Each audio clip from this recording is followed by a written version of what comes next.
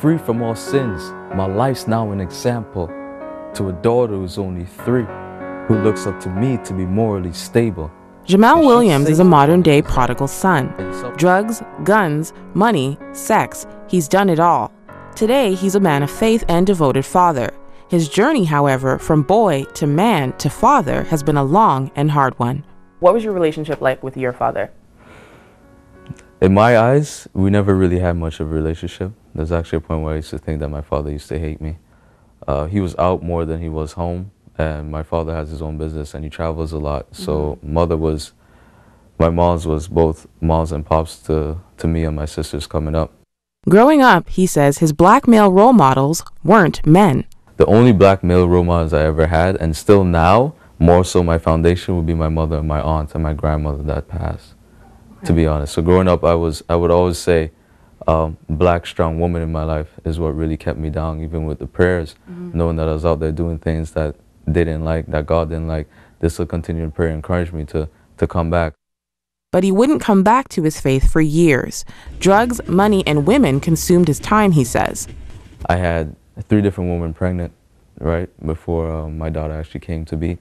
So there were abortions and 1 miscarriage, unfortunately.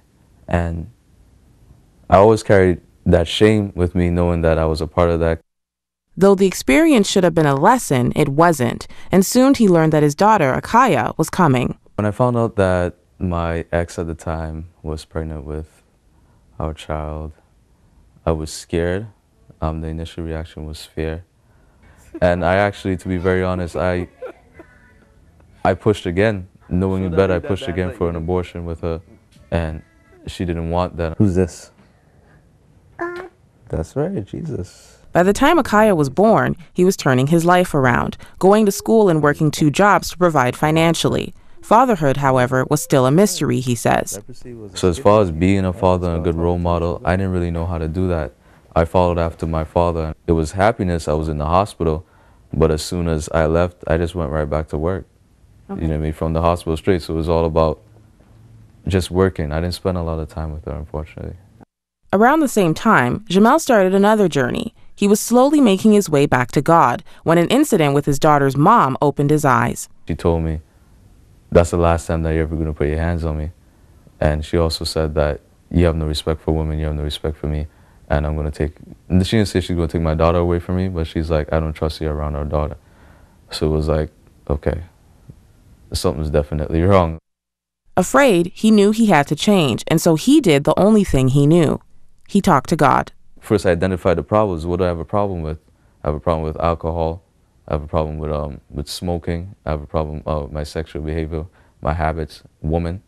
I was still greedy, where I was searching, where I was running after money and chasing money like it's still a God. So I just opened up to myself, to God's will, and just really humbled myself and said, God, I can't do this on my own anymore. Like, I need your help. And God answers, says Jamel. Today, he says his attitude and parenting style are different. And as much time I could maximize in the day with my daughter, whatever time I have with her, I maximize it by spending genuine time with her. I tell her things like, you know, Kai, you're beautiful, you're talented, you're confident, like you're God's righteousness, you're special. You know, I never used to do that before. So I just want a role model for her to see that my dad is a male and he's a man of God. Let's go. And while Akaya gets to spend time with her daddy, across Canada, many children won't. And that's because over 1.3 million Canadian families are headed by single moms. Among Black Canadians, there are 75,000 single-parent families. 88% are headed by women. But at a barbershop in downtown Toronto, one man is trying to change those statistics. Brandon Hay is founder and president of the Black Daddies Club. The Black Daddies Club is a forum for Black fathers, young and old, to come together and speak about their challenges as well as their victories as parents. Don't let the name fool you, he says. The club is open to everyone. I think that's what God put us here to do, is really to help our brothers and sisters. It doesn't matter what your color is. When you come to a forum, you'll realize you'll see men, women, different ethnic backgrounds, and you realize that we all have the same issues. The Black Daddies Club, or BDC, was born around the time Brandon and his wife were expecting their first son. Raised himself by a single mother, Brandon admits he was scared. I had so many questions, and that's when I saw the need for, that's really reaching out to my elders in the black community. One of the things that I wanted to do with the Black Daddies Club was a couple of things. Was A, to kill the stigma that black fathers don't exist or don't play a role in raising their kids. And that stigma, although true in some cases, isn't true for all. And through the BDC, Brandon wants to challenge stereotypes about black fathers. When I go to pick up my kids from daycare, I see a lot of black fathers there. When I go to the park, I see a lot of black fathers there. And it's like, I guess for me, it's like you don't see that in the media as much. And I don't know, it's something, that's one I wanted to dispel or change with BDC. Another goal of the BDC is for fathers to come together to share ideas and find solutions to community issues. Not trying to focus too much on policing or the government to solve our issues, but really look inwards and use what God gave us. Like kids would do. Growing up, Brandon says he had very few male role models, but he did find a famous one on TV. One of the great black role models as fatherhoods I was comparing myself, was Cliff Huxtable. And though he admits it's nothing like The Cosby Show, raising his boys is more fulfilling than he'd ever imagined.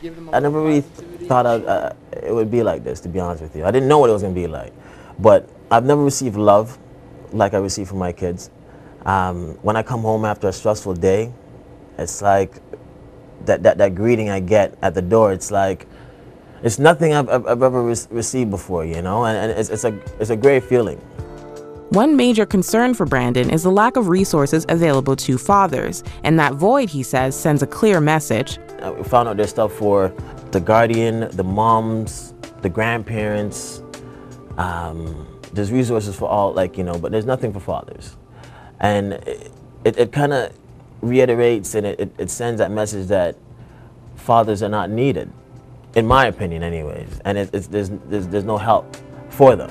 The Black Daddies Club is working to provide that help through programs for teenage boys, events for daddies and their kids, legal workshops for fathers, and fundraisers for charities. But ultimately, says Brandon, his goal is to help end the cycle of fatherlessness. There's so many black women in the community who are raising their child. They feel like they have to wear both caps. My mom did the same thing, my aunt did the same thing, my mother-in-law did the same thing, and it's just like, it has to stop. Candy House. Jamal Williams agrees with him and says many men need to reclaim their place within their families. And fight for your families as much as you can. Brothers, please fight for your families. If it's not for us, if you don't take back the position or the role that God really ordained men to be in our families, we're going to continue disintegrating as we are. And for young fathers who feel it may be too late, there is hope, he says. Don't look down on yourself and think, you know what? My old man was like this, so I got to be a certain way. I got to follow the same example that he left. No, you are more than that. You know what I mean? You're a son of God, and God has so much more in you. There's such a greater purpose than what you even understand. Finding purpose in his own life was a long process, and today Jamal reaches out to youth, helping them avoid the path he chose. I believe definitely that being a child youth worker is definitely part of it. That's what my heart is. It always has been since I started changing my life around. It's always been for the youth. And by sharing the story of his life, he hopes young men will see that change is possible. I'm more open now, even doing this interview, whereas before I'd be like, oh, I'm not going to talk about it because I know people are going to judge me. Now I don't even care. It's like, I want you to judge me, and I want you to come and talk to me and question me for yourself so I could tell you about God's goodness.